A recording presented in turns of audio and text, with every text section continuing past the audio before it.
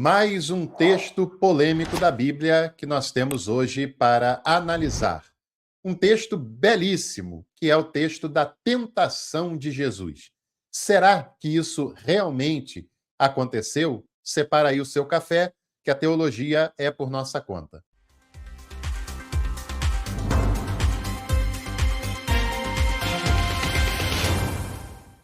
Aqui no canal, você precisa primeiro se inscrever e depois se tornar membro para poder estudar teologia com a gente. Eu duvido que você encontre outro lugar que você faça cursos com a qualidade e a profundidade que nós oferecemos por aqui, pagando o valor super acessível e simbólico que nós temos aqui nos nossos planos do Clube de Membros. Tem cursos completos até de R$ 7,99. É muito barato. Clica ali em Seja Membro, dá uma olhadinha nas opções e venha participar aqui com a gente. Pessoal, é o seguinte, primeiro ponto é que esse texto, na verdade, não deveria ser polêmico, como a maioria dos textos da Bíblia não deveriam ser polêmicos. A polêmica é causada não por teólogos como eu e como outros que você encontra que tentam interpretar a Bíblia através da história, através do seu contexto, através do seu próprio texto. Porque, na verdade, quem cria a polêmica são os fundamentalistas, que estão há muitas gerações interpretando a Bíblia de maneira enviesada, de maneira espiritualizada, em momentos que não pede isso, e de maneira literal, o que é um grande prejuízo e desserviço para o conhecimento da Bíblia. Então, as passagens da Bíblia, elas têm os seus estilos próprios. Elas têm os seus estilos literários específicos. E a grande maioria dessas passagens não se propõe, por exemplo, a ser literais. Porque os evangelhos, por exemplo, que é o texto que nós vamos ler hoje, são textos teológicos, não biográficos, não históricos. Eles são textos de teologia, de pessoas que creram em Jesus e que falaram a partir dessa fé para outras pessoas que também creriam em Jesus. Então, são textos de fé, textos catequéticos.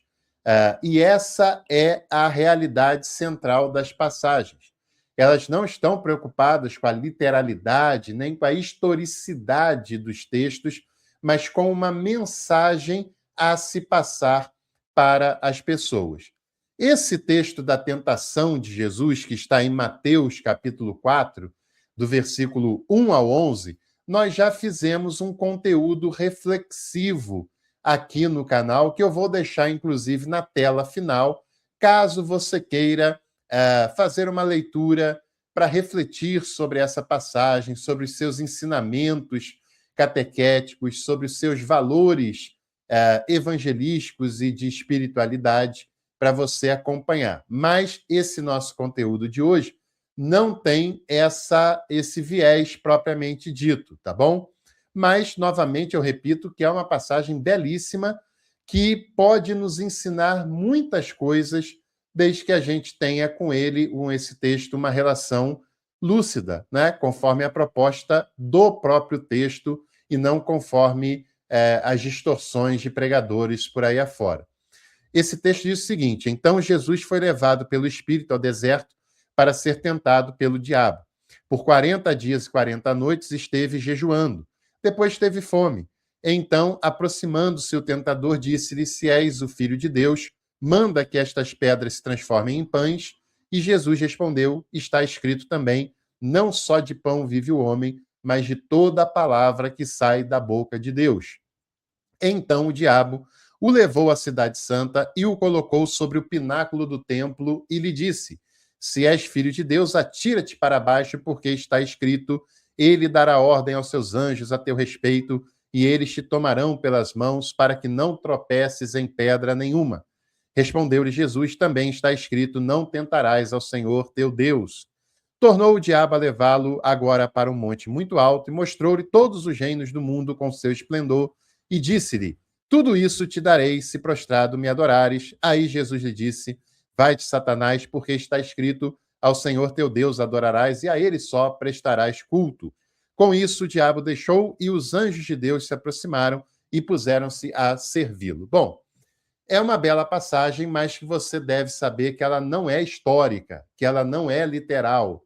Não dá para a gente imaginar Jesus num lugar, aí aparece o diabo magicamente perto dele, e aí o transporta como se estivessem voando ou simplesmente aparecendo num lugar, e primeiro vai para aqui, e depois sai do deserto e vai para o pináculo do templo, e depois sai e vai para a cidade santa e tal, que ele viu todos os reinos desse mundo. Não, todos os reinos do mundo é impossível que em algum lugar da Terra alguém consiga ver todos os reinos do mundo.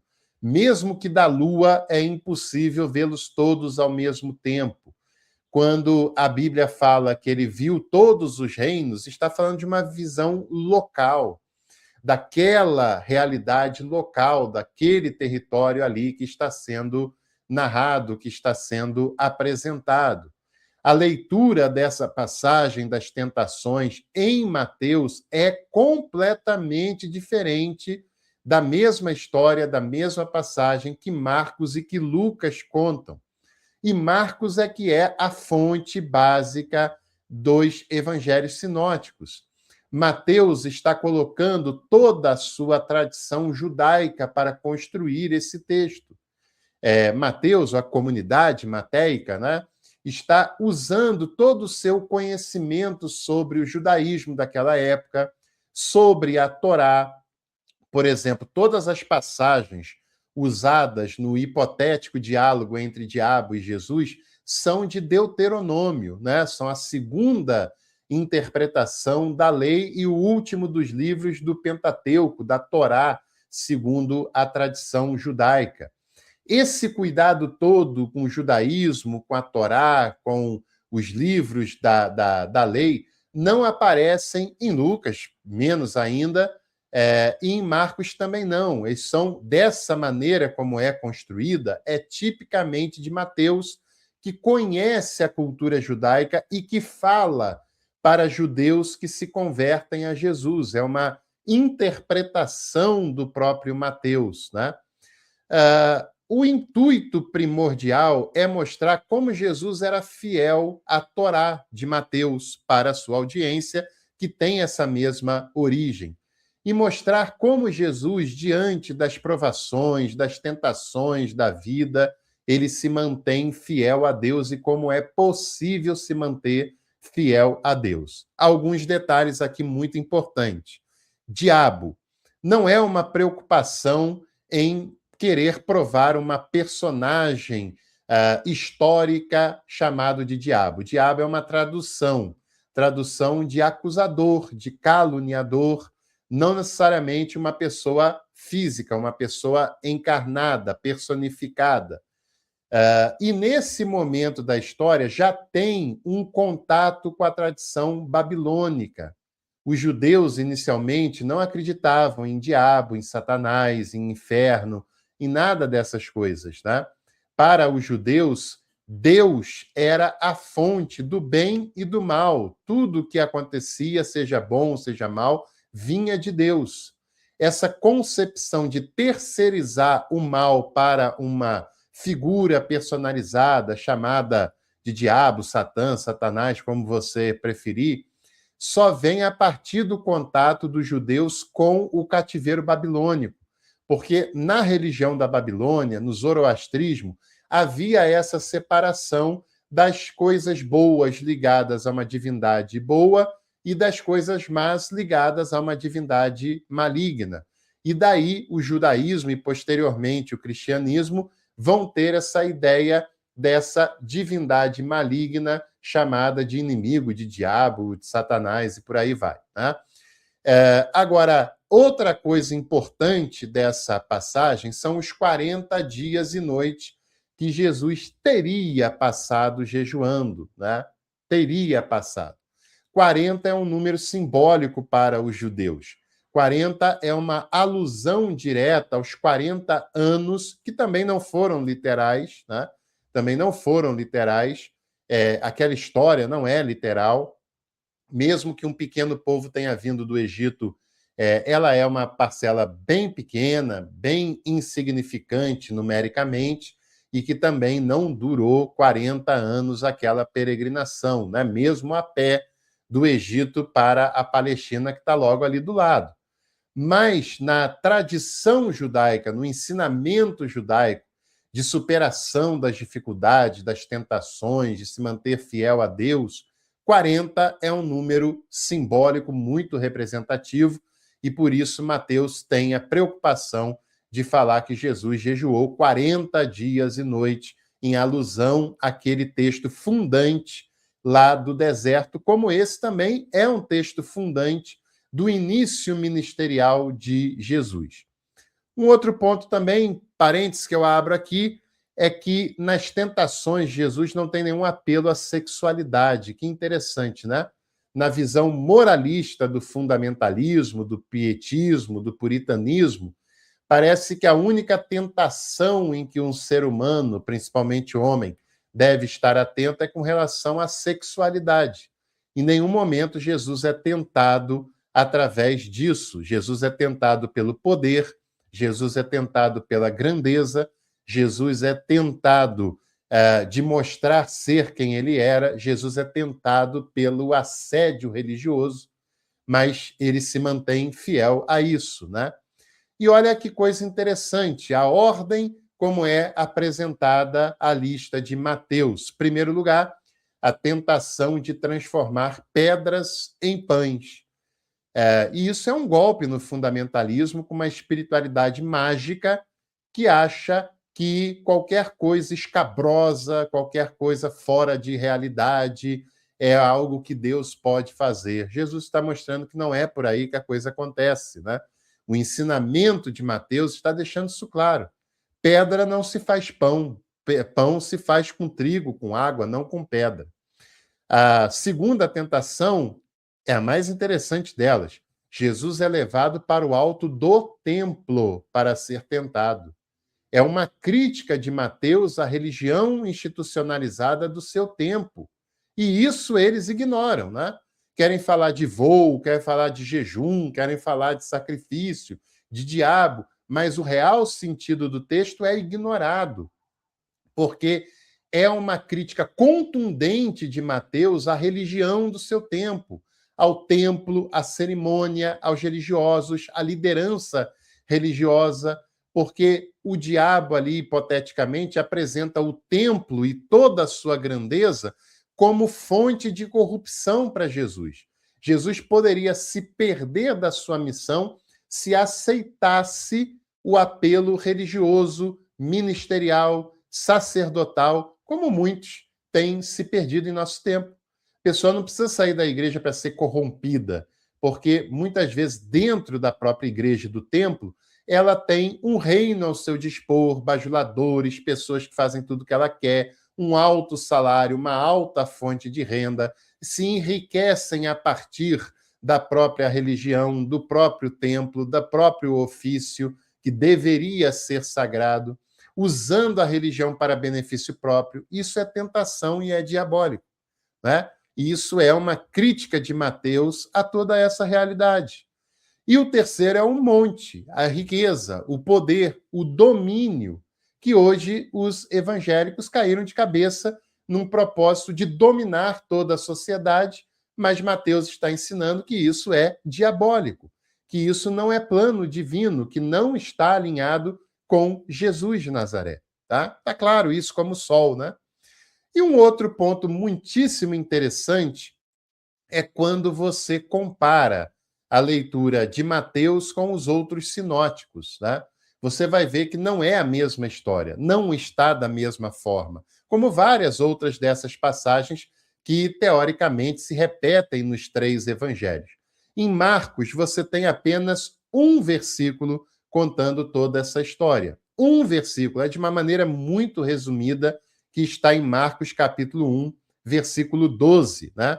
Só diz que Jesus foi tentado, não tem lista das tentações, e que ele resiste ao inimigo, ao diabo. Depois, nós temos a leitura dessa história em Lucas.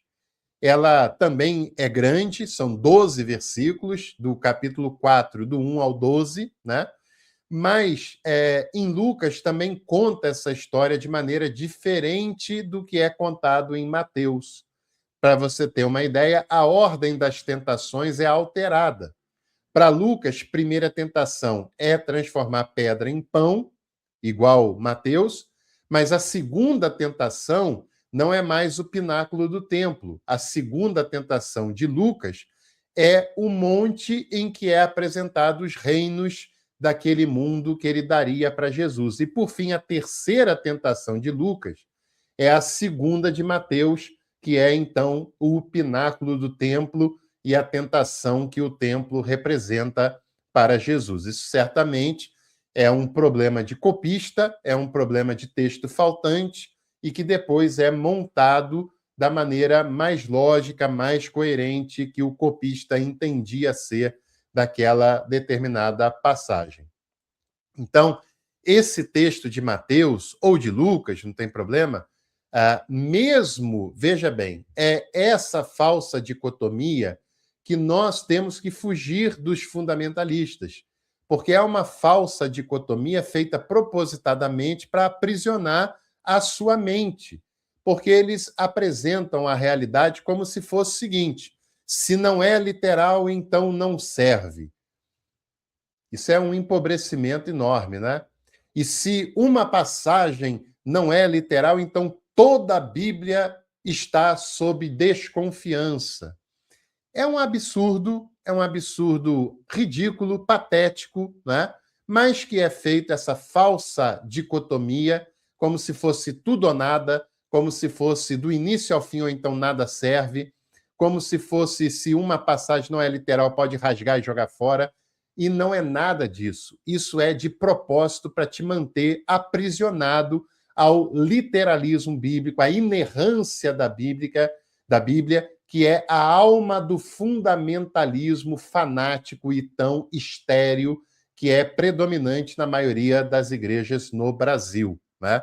Como eu disse, os textos da Bíblia precisam ser interpretados como eles se propõem.